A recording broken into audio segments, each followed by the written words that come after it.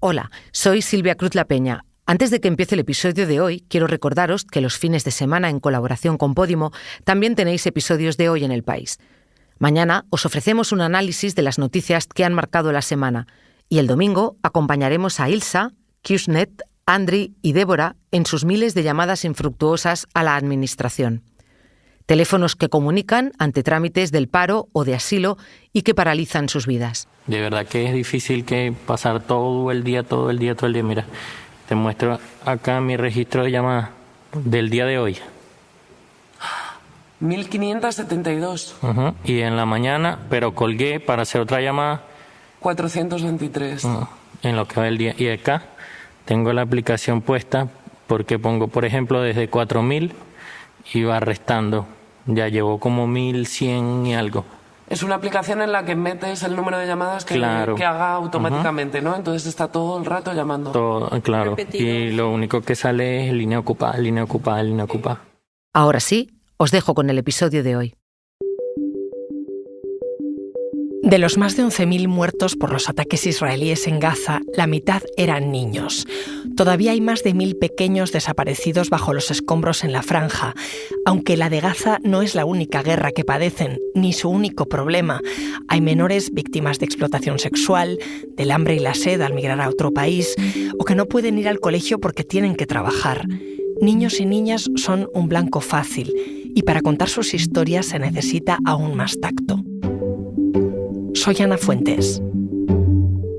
Hoy en El País, Día Mundial de la Infancia. ¿Cómo se informa sobre los menores en el punto de mira?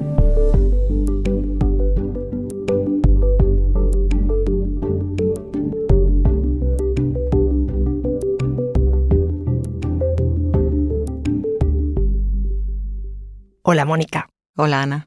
Mónica Ceberio es periodista del País y hoy la tengo aquí porque ha dirigido un proyecto que se llama Aquí no se juega, historias de niños y niñas. Es un proyecto por el Día de la Infancia que se celebra el 20 de noviembre y cuéntame, ¿en qué consiste? Pues es un proyecto especial que vamos a hacer en colaboración con UNICEF, en el que periodistas del País van a contar en un auditorio las historias de 6 niños y niñas que reflejan situaciones difíciles: migraciones, explotación infantil, trabajo forzoso, las guerras.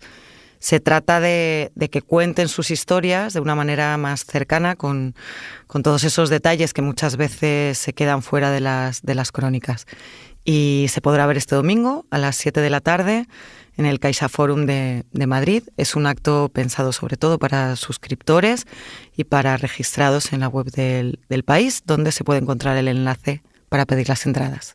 El Día Mundial de la Infancia es una fecha que fijó UNICEF hace ya mucho tiempo, en 1959, y se trataba de recordar los avances que se han conseguido para los menores, pero también para llamar la atención sobre todos los problemas que siguen teniendo. Ya sé que va por países, pero a grandes rasgos, ¿cómo dirías que está la situación de niños y niñas en el mundo hoy? Bueno, pues muchos menores en distintos países están expuestos a todas las situaciones de las que vamos a hablar en Aquí no se juega. Están expuestos a guerras, migraciones, explotaciones de distinto tipo, escasez de agua derivada del cambio climático, desplazamientos forzosos también por catástrofes meteorológicas. Muchos niños y niñas no tienen derecho a una infancia como la que viven nuestros hijos. No pueden ir al colegio, no pueden jugar, no pueden recibir vacunas, que es una de las mayores preocupaciones que tiene ahora UNICEF, sino que se ven obligados a huir de un país, a vivir bajo las bombas, como en Ucrania y en Gaza, a trabajar desde los 8 años, a casarse sin querer hacerlo y a los 13 o 14 años. Y bueno, por eso le hemos puesto este nombre al evento, ¿no? Aquí no se juega porque hay muchos niños que no tienen derecho a jugar. Ni siquiera eso. Me hablas de Gaza, de Ucrania. Los compañeros que van a contar sus relatos el domingo, ¿en qué países han estado? Pues Lola Hierro cuenta la historia de Amina, que es una niña de 13 años que trabaja en una mina de oro ilegal en Camerún. Óscar Gutiérrez va a hablar de Sasha, que es una niña ucraniana de Bakhmut, una ciudad arrasada en la que ya no queda nada y que ahora vive cerca de Kiev. Virginia López Enano y María Martín van a hablar de migraciones. Virginia cuenta la historia de Alex, que es una niña venezolana que tuvo que emigrar a Perú por pobreza, Y María hace un relato sobre la vida de Prince, que es un niño nigeriano que llegó a Canarias escondido en la pala del timón de un buque. Y Pablo Linde cuenta una historia de prostitución infantil en República Dominicana, y luego vamos a tener a Luis de Vega, que es un enviado especial a Jerusalén, que va a hablar a través de un vídeo del impacto que está teniendo en los niños la guerra de Gaza. Eso de contar las historias a través de los periodistas que las cubren tiene mucho que ver también con lo que hacemos aquí en este podcast, contar la información, pero también cómo se construye y por qué esa información.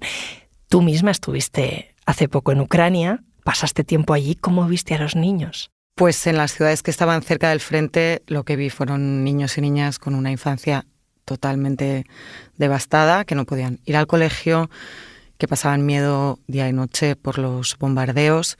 Estuve hablando con 2 hermanas, que se llamaban Diana y Juliana, de 15 y de 8 años, en Konstantinivka, que está muy cerca de Bakhmut, que explicaban cómo habían pasado de las restricciones de la pandemia al horror de la guerra. A veces estaban semanas sin pisar la calle. Contaban que cuando había muchos bombardeos muchas veces no podían dormir en toda la noche.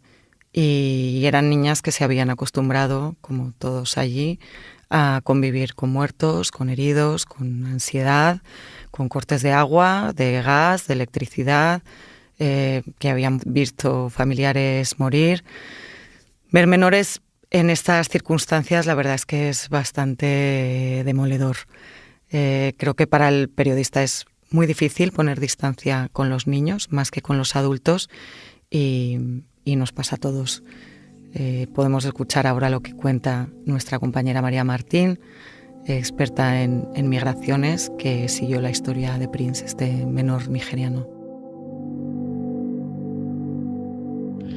A mí lo que me ocurrió es que me sentía muy responsable por cómo cuidar de esa relación incipiente, ¿no? Era una preocupación que me venía a mí naturalmente, pero también incluso los educadores del niño me lo comentaron.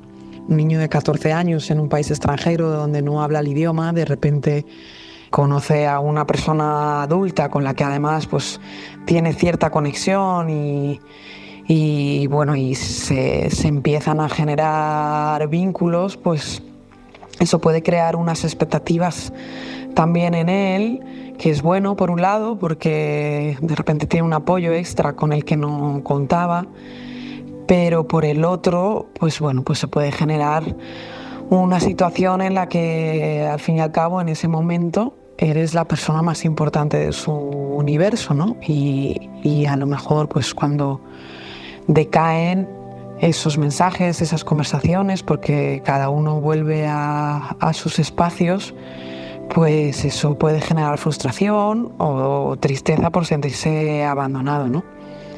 Esto con los adultos pues no pasa tanto, porque bueno, pues una persona ya más madura tiene más conocimiento independientemente de su origen, de cómo son los códigos de las relaciones sociales, ¿no?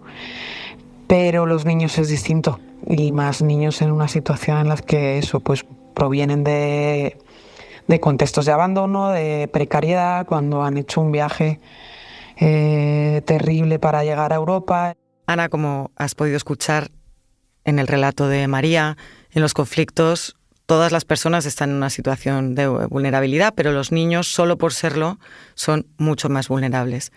Pablo Linde, por ejemplo, va a contar este domingo la historia de Gabriela y de cómo la pobreza la llevó a prostituirse con solo 14 años en un lugar de vacaciones al que muchos hombres occidentales van precisamente para buscar niñas.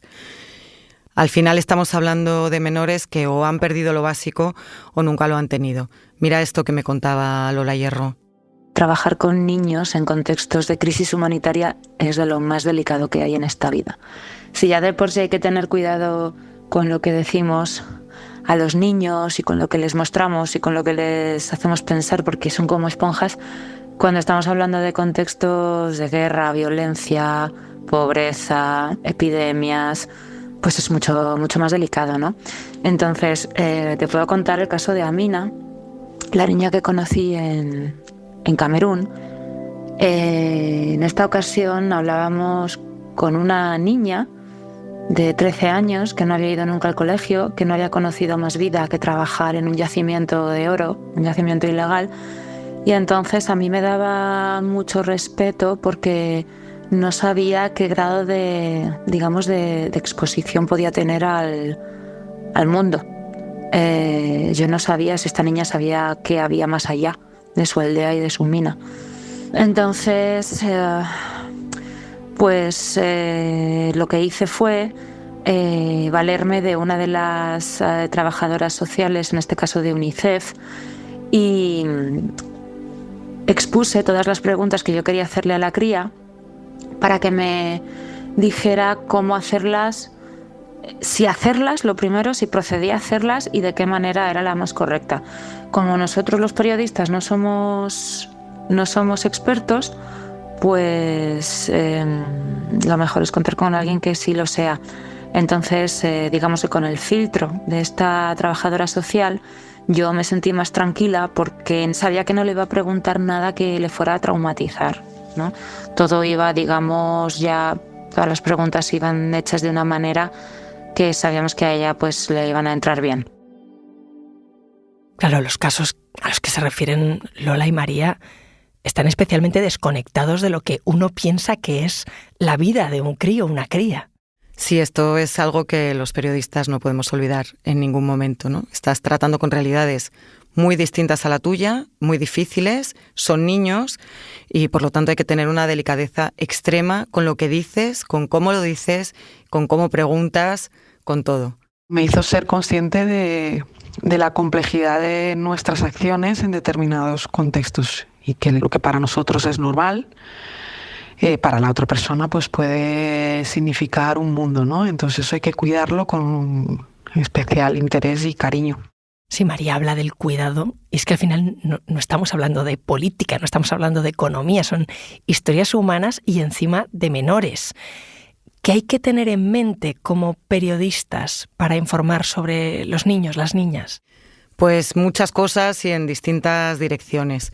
En el libro de estilo del país, por ejemplo, se tienen en cuenta algunas, incluso lo que tiene que ser la denominación de un niño, ¿no? Un menor de 1 a 12 años. Antes son bebés, después adolescentes, menores, pero hay que tener sobre todo siempre presente su protección. Cuando son víctimas o autores de algún hecho delictivo, por lo general, y salvo algunas excepciones, usamos siempre sus iniciales para evitar su exposición. Y luego hay siempre debates muy complejos que no se acaban de cerrar nunca, como por ejemplo, hasta qué punto hay que mostrarlos como víctimas en una guerra. En Gaza, por ejemplo, no hay periodistas españoles.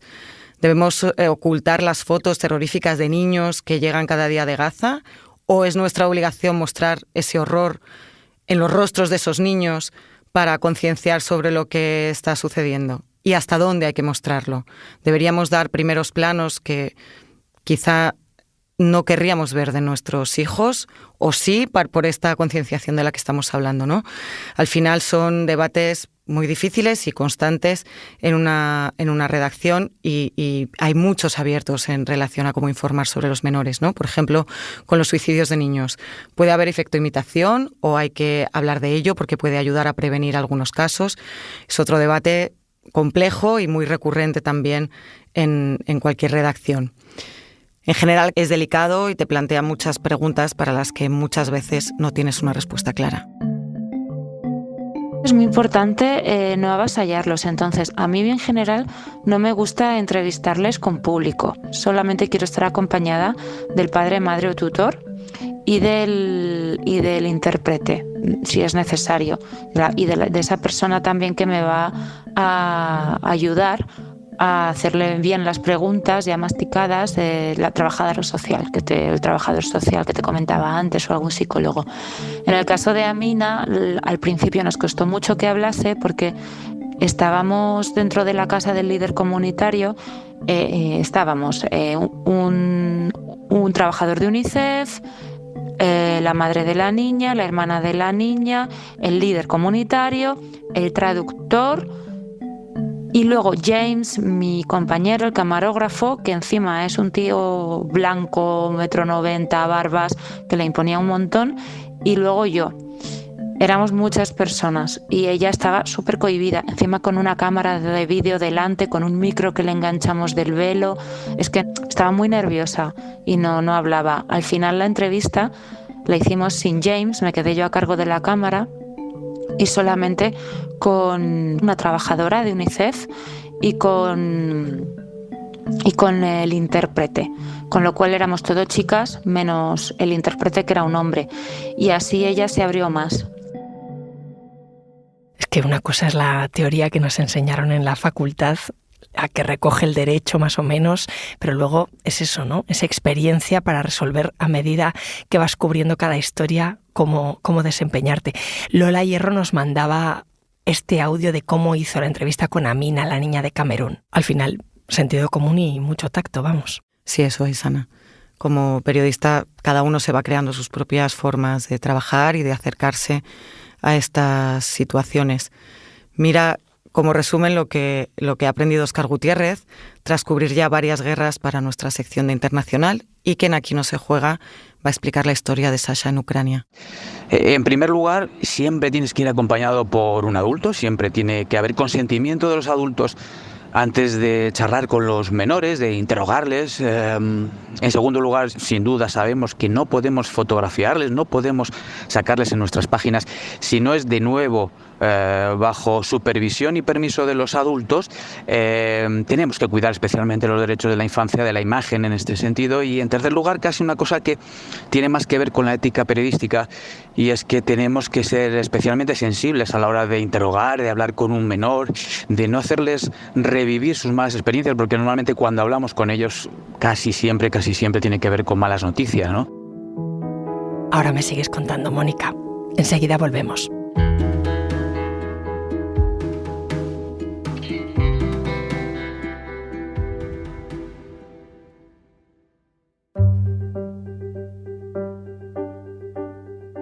Me he quedado pensando en lo que decía Óscar, eso demoledor de que cuando los periodistas tenemos que hablar con un menor suele ser siempre por algo malo, por malas noticias. Así es, de hecho está pasando ahora en estas dos guerras simultáneas que estamos cubriendo, Ucrania y Gaza. Si miramos los datos, ahí se refleja esa vulnerabilidad y ese protagonismo que desgraciadamente adquieren los niños. En Ucrania han muerto más de 500 niños desde que empezó la guerra, según las cifras oficiales. Probablemente casi con total seguridad sean muchísimos más. Y en Gaza, durante las 3 primeras semanas de guerra, fallecieron 3.500 menores, más que los que murieron en las guerras de todo el mundo en 2022. Lo que está pasando allí es una salvajada. Pero incluso cuando el contexto no es tan dramático como una guerra, muchas veces cuando centramos el foco en las historias de niños y de niñas, cuando les preguntamos directamente, es porque tienen una historia complicada. Hola, soy Virginia López. En 2019 estaba en El País Semanal, y cuando trabajas en una revista, aunque tu especialidad pueda ser otra, pues te puede tocar cualquier tipo de temas. Y en mi caso, pues uno de los reportajes que me tocó hacer fue para un especial sobre la infancia, que me llevó a Perú y a Brasil. Y que, bueno, me llevó a contar también la vida de 4 niños, y Alix, que entonces tenía 11 años y había emigrado de Venezuela a Perú con su familia, era una de las protagonistas de este especial. La protagonista de mi reportaje era Alix, pero yo conecté muchísimo con su hermana Juliana, que tenía entonces unos 7 años. Yo suelo llevarme bien con los niños, y con Juliana pues me entendí desde el principio. Me dio un poco la sensación de cuando quedas con un amigo que tiene hijos y al final acabas jugando con ellos como si fueras un niño más. Y estuve 2 días con la familia. Pero de pronto, claro, pues mi cabeza hizo clic y pensé que tenía con Juliana cierta responsabilidad de marcar distancia, porque, bueno, al final sentía que no debía dejar que me cogiera mucho cariño. Al fin y al cabo, como periodista observas una realidad que a veces es complicada para las personas que la viven, pero que cuando tú terminas tu trabajo te vas. Me imagino, Mónica, que esto para Virginia no fue una cobertura más, ¿no? No, son historias siempre que se quedan dentro. De las que vamos a contar el domingo, quizá el caso de María Martín Comprís es de los más personales, ¿no? De los que ha vivido un periodista de manera más personal, pero siempre queda algo. Y es otro de los temas que recogemos en Aquí no se juega, ¿no? Cómo las historias de estos niños y niñas en situaciones tan complicadas marcan al periodista Y como un día, cuando ya crees que ni te acuerdas de esa historia, que igual pasó hace años, de repente vuelven a tu vida. La verdad que en estos años, desde que hice el reportaje, sí que he pensado varias veces en Juliana, pues tenía una mirada muy viva, una cara muy alegre, y a veces sí que he pensado cómo sería de mayor, ¿no? Si seguiría conservando esos rasgos. He tenido la ocasión, gracias a este evento, de localizar a Alix. Y es verdad que tenía la esperanza de ver también a Juliana en esta videollamada que hice con Alix, pero no pudo ser. Pero sí que le dije a Alix que me acordaba mucho de ella, sobre todo de Juliana, y le pedí que le diera un beso y recuerdos de mi parte. Y también me contestó Alix que su hermana se acordaba de mí. Mónica, en este evento van a hablar compañeros, compañeras, periodistas, que no solemos tener que ser los protagonistas de la historia. ¿Por qué se justifica que estemos ahí? Bueno, en este caso creo que tampoco somos los protagonistas. En general, yo creo que los periodistas no tenemos que ser protagonistas de nada, pero me parece que con formatos como un podcast o un evento como Aquí no se juega, se puede explicar el impacto emocional que te deja cubrir violaciones de derechos humanos. Y esto es interesante no tanto por lo que ha pasado el periodista, sino porque al final nosotros somos los ojos de nuestros oyentes y de nuestros lectores. Y esta es otra forma de informar de lo que vimos, más centrada en la empatía y en la cercanía. Todas estas historias relacionadas con la infancia, con los niños, nos dejan un pozo tremendo, ¿no? Al menos en mi caso, a veces recuerdo las historias en las que yo me he derrumbado, he tenido que darme un poquito la vuelta para dejar que la emoción corra, y todas tienen que ver con niños. Todas tienen que ver con niños porque si bien un adulto es una víctima innecesaria, inocente, muchas veces la muerte de civiles o el sufrimiento de civiles es absolutamente injusto. En el caso de la infancia, en el caso de los niños que no tienen capacidad de decidir, que están en un momento de desarrollo tan especial, son víctimas innecesarias.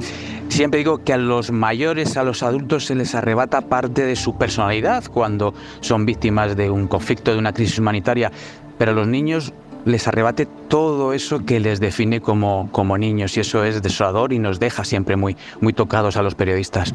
Al final son los temas más delicados, los más complejos, los que afectan a las vidas de las personas, los que nos hacen a todos revisar un poco nuestra forma de ejercer el periodismo, ¿no? Como ha sucedido con todas estas historias. Entonces, es este domingo, ¿no? En CaixaForum de Madrid. El domingo 19 a las 7 de la tarde en el CaixaForum de Madrid. Aquí no se juega. Gracias, Mónica. Muchas gracias a ti, Ana.